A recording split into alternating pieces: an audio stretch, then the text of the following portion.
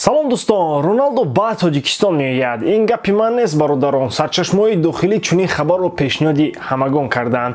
Айни замон он паҳн гардид. Нархи билети бозии дастаи Истиқлол ва Ал-Наср маълум шуд. Категорияи аввал 300 сомонӣ, категорияи дуввум яъне аз пушти дарвозаҳо 100 сомонӣ ва категорияи VIP 3000 сомонӣ. Бале, 3000 сомонӣ. Нархи қалинги Роналдо қимат аст. Баъд ки гуфт ки арзон мешавад. Дар ин видео мехоҳам фикру андешаҳои худро дар бораи ин хабар баён кунам.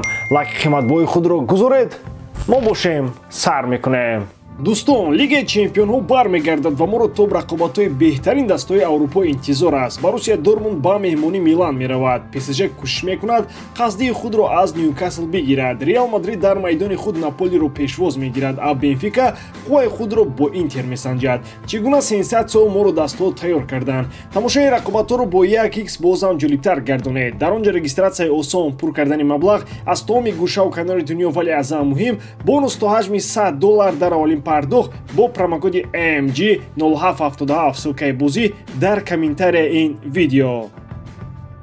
Дар аввал гуфта мешуд ки нархи билети бозии Истиқлол ва Ал-Наср аз ду рақобати қаблӣ бо Ал-Дуҳайлу Персеполис фарқ нахоҳад дошт, яъне 20 то 50 сомон. Инҳо мухлисони ашадии футболи тоҷик Саъди Исмоилов ва Шӯҳрат Шонов мебошанд. Ман нашунидам, вале як гурӯҳи тарафдорон ки дар он бозӣ дар наздикии Шӯҳрат ва Саъдӣ буданд, шоҳидӣ медиҳанд ва дар шабакаҳои иҷтимоӣ аз ваъдахилофи мухлисони рақами яки футболи тоҷик шикоят мекунанд. Ҳатто ҷумла ба ҷумла бисёри мухлисон навишта истоданд ки дар бозии Истиқлол ва Ал-Дуҳайл акаи Саъдӣ ва Шӯри гуфтанд ки билети бозии Истиқлолу Ал-Наср аз ин дидор ягон фарқияте нахоҳанд дошт. Аммо Саъдию Шӯрикро ҳеҷ кас гунаҳгор карданӣ нест, нархро онҳо намемонанд. Роналдо яке аз ситораҳои дурахшонтарини футболи ҷаҳонӣ мебошад. Ӯ ба ҳамаи пул меарзад. Бигзор нархи билет 100 000 бошад.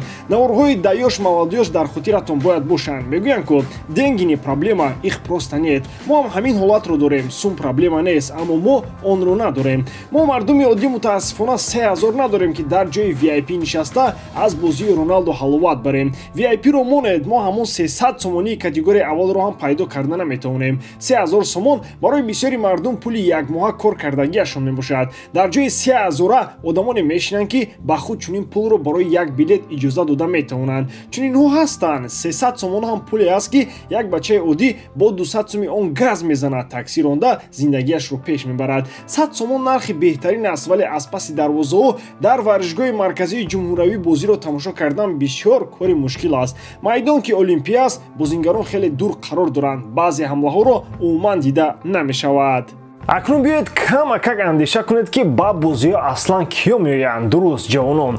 Ҷавонҳо чӣ кор мекунанд? Мехонанд, яъне донишҷӯ ҳастанд. Як-ду нафаре ки дар душанбе мехонанд, охир 300 сомон пайдо карда наметавонанд. Ӯ 300 сомон барои донишҷӯ як гала пул аст. Магарам як моҳ ҳеҷ чиз нахӯрад, Роналдо гуфта шикамашро сила кунад. Онҳое ки мегӯянд Роналдо меояд гапи худро бо он тасдиқ мекунанд ки гӯё ҷониби Ал-Наср барои бозингарони худ аз ҷумла барои Роналдо виза дархост кардааст. Ман рости гап ба ин бовар надорам. Якум, Роналдо шаҳрванди Португалия аст. Шаҳрвандони ин кишвар то 30 рӯз метавонанд бо шиносномаи хориҷӣ бевиза дар Тоҷикистон бошанд. Дуввум, чӣ хел ҳоло бозӣ бо Персеполис нагузашта, барои бозии даври шашум аллакай виза дархост карданд. Аз рӯи мантиқ баъд аз бозӣ бо эрониё маълум мешавад ки кадом бозингарон метавонанд ба Тоҷикистон раванд. Дар як бозии ҷароҳат бардоштани футболбозро дилхоҳ дастаи касбӣ бояд ба назар гирад.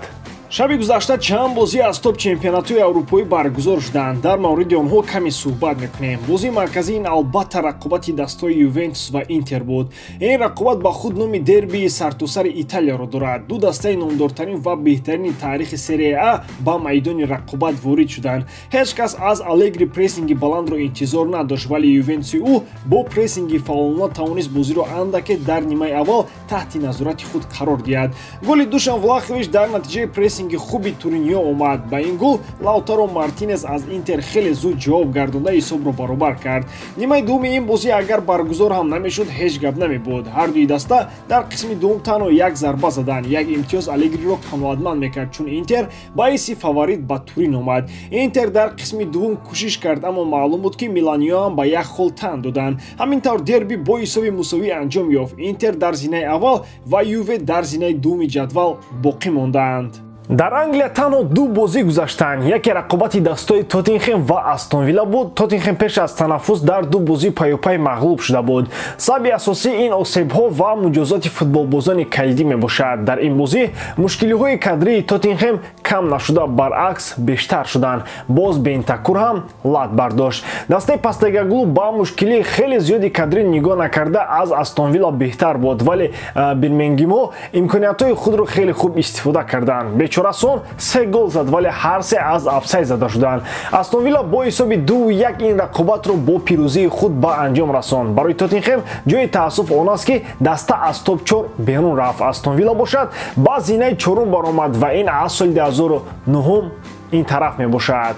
бозии дигар рақобати Эвертон ва Манчестер Юнайтед буд. Ҳанӯз дар дақиқаи сеюм мо шоҳиди фантастика шудем. Гарначои 19-сола бо усули пӯшнокӣ голеро зад, ки бо он метавонанд Роналду, Месси рашку ҳасад баранд. Ин гол голи Руниро ба хотир овард, ки дар дерби ба дарвозаи Сити зада буд. Дар нимаи дуввум Маркус Решфорд ҳам гол зад. Аз пеналти ҳам бошад, ба ин футболбоз гол ҳатман лозим буд. Ӯ бояд каме ба худ ояд. Марсиал ҳам бегол аз майдон берун нашуд. ғалабаи калони МЮ вале бар муқобили дастаи 19-уми баъди гирифтани имтиёзҳои даста мерсайдиҳо ба мавқеи аутсайдерон рафтанд. Дар Испания дастаи Реал Мадрид дар сафар бо Кадис бозӣ кард. Дар намудани Вини нақши лидерро бояд Родриго ва Беллингем гиранд. Родриго ҳисоби бозиро кушод. худи ҳамин бозингар дар нимаи дуввум ҳисобро калонтар карду. Беллингем бошад бо голаш дар ин бозӣ нуқта гузошта ба нав кардани як рекорди нотакрор даст ёфт.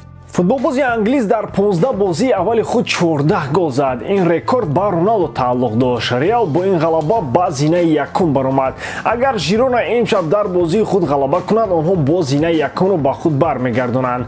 Реал Сосидад ҳам пирӯз шуд. Сан-Себастьянҳо бар Севилля бо ҳисоби 2-1 зафар ёфтанд. Агар мушкилиҳои Барса идома ёбанд, Реал Сосидад метавонад онҳоро аз чоргона берун намояд.